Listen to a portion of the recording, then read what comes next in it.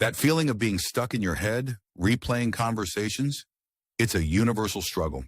But while 73% of young adults are chronic overthinkers, it drops to just 20% for those over 60. This habit sticks around because it oddly rewards our brain with a false sense of temporary relief. But this relief floods your body with the stress hormone cortisol, damaging your long-term health. We'll show you why your brain gets stuck, how it affects you, and a method to finally break the cycle. First, understand overthinking isn't a personality trait. It's a learned mental habit you reinforce with every loop. We learn this habit as a way to cope. In the face of uncertainty, your brain creates an illusion of control. So if it's a learned habit giving a false sense of control, what is happening inside your brain to keep this engine running? Two key brain regions work against you. One is your emotional alarm, stuck on. But the real paradox? Your problem solver is making it worse. Let's start with that alarm system. Your amygdala. For overthinkers, the amygdala shows heightened activity, feeding a constant cycle of anxiety. Imagine a smoke detector screaming for burnt toast with the same intensity as a house fire. Your body is always being told there's a threat. Now for the paradox. Your problem solver is the prefrontal cortex. It's meant to regulate the amygdala, but in overthinkers, its activity pattern changes. Instead of finding a solution, it gets stuck focusing on the negative thought itself. It's a computer endlessly rereading an error message, not the code. So your brain's alarm is blaring, and your problem solver is fixated on the alarm. What does this cognitive chaos actually do to your daily life? The immediate effect is analysis paralysis.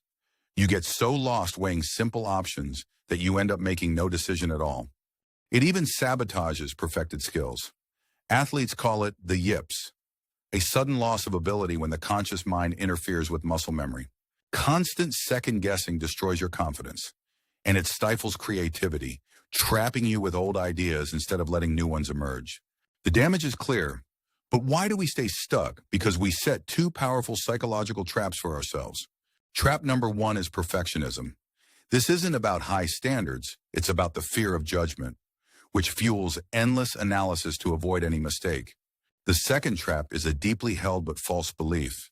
It's the idea that, if I just keep thinking about this problem, I will eventually solve it.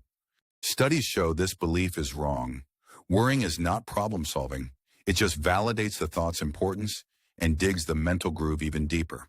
If our brains and beliefs work against us, it's no surprise our attempts to stop fail.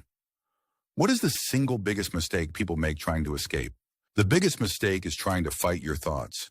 Telling yourself to stop thinking that is like trying not to imagine a pink elephant. This approach backfires because of your brain's wiring. When you fight a thought, you signal to your amygdala, your emotional alarm, that this thought is a threat.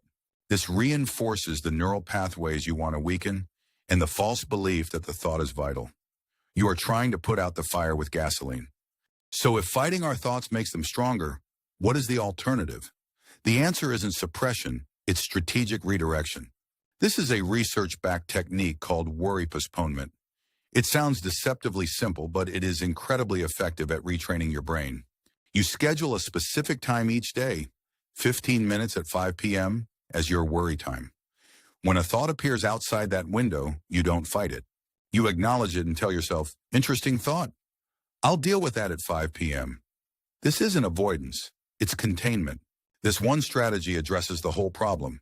It breaks the habit loop, calms the brain's alarm, and proves you don't need to ruminate now to be in control. Overthinking is a powerful habit carved into your brain, but since it is a learned habit, it can be unlearned. You can redraw your own mental maps. Your first step isn't to stop overthinking, but simply to schedule it. Try it today. Put 15 minutes on your calendar and start taking back control.